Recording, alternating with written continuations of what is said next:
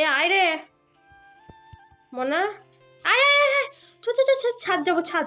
Hello everyone, পূজা লাইফস্টাইলে তোমাদের welcome জানাই। আমি পূজা চলে এসেছি তোমাদের জন্য আমার মেয়ের একটি নতুন ভিডিও নিয়ে। তোমাদেরকে আগের ভিডিওতে বলছিলাম না যে আমার মেয়েকে দেখাবো, আর দেখো এটাই আমার মেয়ে স্নেহা। ওকে আমি এতক্ষণ ধরে ডাকছিলাম ছাদে নিয়ে এসে তেল মাখিয়ে স্নান করাবো বলে, কিন্তু ও কিছুতেই আসতে চাইছিল না। তারপর আমি বললাম যে চ ছাদেতে, তোর দাদা আছে তোকে ডাকছে। তারপর ও এলো, দিয়ে এসেই আগে ও যে ইটার ওপরে বসে স্নান করে এটার ওপরে বসে পড়লো। আর এদিকে দেখো আমি ওর জন্য জল রোদে দিয়েছি। ও এদিকে জলটাকে এমন টানছে ওর গায়ের উপর পড়ে যাবে, তাই এই জন্য এইদিকে নিয়ে এসে জলটাকে রেখে দিলাম। আর আমার বরের জুতোগুলো আমি ধুয়ে দিয়েছি। প্রত্যেক দিন ভাবছিলাম যে ধোবো, কিন্তু রোদের জোর ছিল না তাই ধোয়া হচ্ছিল না। আজকে রোদের জোর আছে তাই ওই জুতোগুলো ধুয়ে দিলাম। আর এত জুতোগুলো মোটা যে এগুলো যদি রোদ না ওঠে তাহলে শুকোতে 2 দিন টাইম লেগে যাবে। আর এদিকে দেখছো ইটটা কেমন পায়ে ফেলে দিয়েছে। আমি এদিকে জুতো দেখাচ্ছি আর ওইদিকে পায়েতে ইটটা ফেলে দিয়েছে। এত দুষ্টু কি বলবো, প্রচণ্ড ছটফটে, প্রচণ্ড।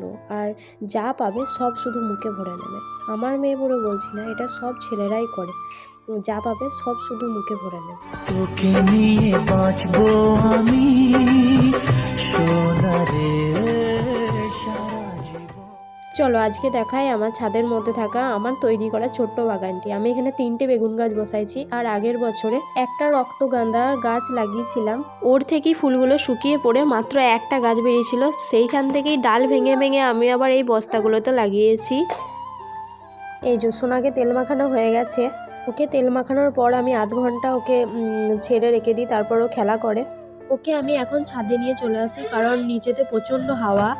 আমাদের এখানে গাছপালার ভর্তি, বেশিরভাগ গাছ দেখবে বাঁশ গাছ, প্রচণ্ড বাঁশ গাছ আছে। এত বাঁশ গাছ, অন্যরকম গাছ খুবই কম, তাই নিচে প্রচণ্ড হাওয়া দেয় বলে ওকে আমি এখন ছাদে নিয়ে চলে আসি। আমি বসে থাকি, তারপর ওকে কিছু খেলনা দিই, ও খেলা করে, এধার যায় ওধার যায়, ছুটি করে খেলা করে। পাশের বাড়ি একটা ছেলে আসে, ওর সাথেও খেলা করে। ওর কাছে না থাকলে ও সবসময় নিচেই নামতে যায়। আর সিঁড়ি দিয়ে উঠতে অনেকটা সহজ হলেও নিচে নামতে প্রচুর কঠিন। যদি পড়ে যায় একবার তাহলে গড়ি গড়িয়ে একবারে নিচে পড়ে যাবে। এই দেখো, দেখেছো নিচের দিকে তাকিয়ে কেমন দাঁড়িয়ে আছে। ওর প্ল্যান হচ্ছে ও নিচে নামবে। তারপর ওকে আমি ডাকছি, ওকে ডাকলাম, বললাম ওই ধার দেখ তেলের বোতল আছে একটা, ওই তেলের বোতলটা পেরে নিয়ে আয়। ও তো আমার দিকে তাকিয়ে বসে আছে, ও ভাবছে যাবো কি যাবো না। যাক, তাহলে যাচ্ছে ও আস্তে আস্তে গুটি গুটি পায়ে। দেখো এগিয়ে যাচ্ছে, কেমন চলছে দেখো না। ওর লাগাল তো পাবে না, তবুও ওর মনটা একটু ঘুরিয়ে দিলাম, ওইখান থেকে নিয়ে চলে এলাম। আমার দিকে তাকাচ্ছে আর তেলের বোতল পাচ্ছে।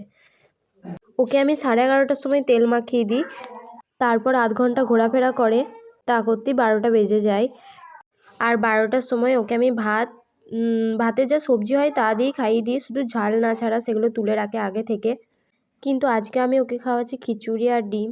সেন্টার থেকে যে খিচুড়িটা দেয় সেটাই রেখে দিই।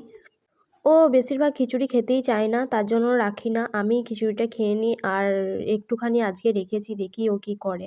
কিন্তু ও ডিম দেখে নিলে সেটা ডিমটাই আগে খেয়ে নেবে, আর ভাত কিংবা খিচুড়ি সেটা আর খায় না। আমি জোর করে খাওয়াতে চাইলেও ও ইশারা করে দেখায় ডিম, দেখেছো ও আগে দেখাচ্ছে ডিমটা আগে দিতে হবে, তাই আমি আগে ডিমটা দিয়ে ভাতটা দিলাম। কিন্তু ও তো খেতেই চায় না। আবার দেখাচ্ছে, দেখো ডিমটার দিকে তাকিয়ে দেখাবে ও, দেখেছো ও দেখাচ্ছে এই ডিমটা দিতে।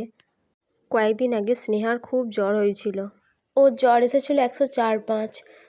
যে মেয়ে এধার ওধার করে ছুটে বেড়ায়, তখন সে একবারে নেতিয়ে পড়েছিল আমার কোল ছাড়া আর কোথাও যাচ্ছিল না, কারো কাছেও যাচ্ছিল না, সব সময় আমার কোলেই শুয়ে থাকছিল। 3 দিন ধরেই জ্বরটা ছিল। তখন মনে হচ্ছে তুই ছটফট কর, কিন্তু এধার ওধার চলে যা, আমি তোর পেছনে ছুটবো, কিন্তু তবুও যেন এইভাবে পড়ে থাকিস না, তাড়াতাড়ি উঠে পড়। দিনরাত ভগবানকে ডাকছিলাম, ঠাকুর যেন মেয়েটাকে ভালো করে দাও। ছেলের যদি কিছু হয় তখন মনে হয় যেন আমাকে ওর রোগটা দিয়ে দিক আর ওকে ঠিক করে দিক। সোনার খাওয়া কমপ্লিট হয়ে গেছে, এরপর সোনাকে আমি স্নান করিয়ে দেব। স্নেহাকে রাত্রে আমি ফর্মুলা দুধ খাওয়াই, তার জন্য ওর জল গরম আগে থাকতেই করা থাকে। আমি একটু রোদে জল গরম করতে দিই, আর বাকি জলটা, ওই গরম জলটা ফ্লাক্সের থেকে ঢেলে দিই, তাহলে একটুখানি গরম জল হয়ে যায়। আমার মেয়েকে দেখো, বলতেই হলো না ও এসে ইঁটে বসে পড়লো। আসলে জল ঘাটার প্ল্যান ওর। জলটা এরপর ঢেলে দেব, দিয়ে হালকা গরম হয়েছে, এটাই হয়ে যাবে ঠিক। আর আমি দেখো গরম জলটা ঢালছি আর ও সেই আঙুল দিয়ে দেখছি, ওর হাতটা পুড়ে যাবে না। বাচ্চা ছেলেরা জল ঘাঁটতে পেলে আর কিছু চাই না। দেখছো কেমন জল ঘাঁটছে, ওকে সারাদিন এই বালতির 1 বালতি জল দিয়ে বসিয়ে দাও, জল ঘেঁটেই যাবে। মহা আনন্দে জল ঘাঁটছে। চলো চান করিয়ে দিই এরপর। চলো ওকে স্নান করানো হয়ে গেছে, এরপর ওকে ঘুম পাড়াবো। চলো আজকের মতো এখানেই শেষ করলাম, আবার দেখা হবে পরের ভিডিওতে। ভালো থেকো, সুস্থ থেকো, সাবধানে থেকো।